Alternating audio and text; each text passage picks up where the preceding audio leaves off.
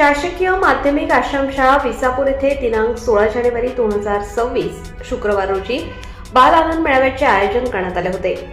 या मेळाव्याचे उद्घाटन विसापूर गावचे माजी सरपंच प्रतिष्ठित नागरिक बाजीरावजी कुंजाळ यांच्या हस्ते करण्यात आले।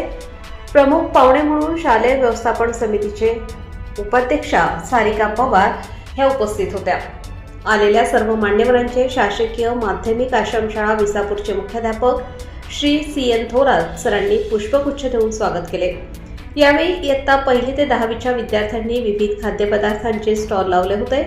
त्यात सोयाबीन चिल्ली, पाणीपुरी, पाववडा, कांदा भजी, पालक भजी, ओली भेळ, सुकी भेळ, वर्तमानपत्र, फुगे, गाजर, बोर, चहा, पॉपकॉर्न, व्हेज पुलाव, स्ट्रॉबेरी इत्यादी खाद्यपदार्थ स्वतः बनवून विक्रीला ठेवले होते।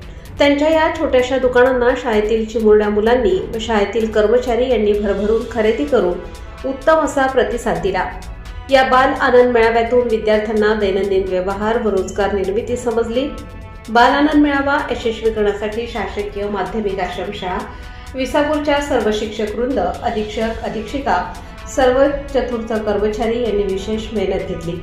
प्रबंधभूमी महाराष्ट्र न्यूजसाठी विशाल पाटील।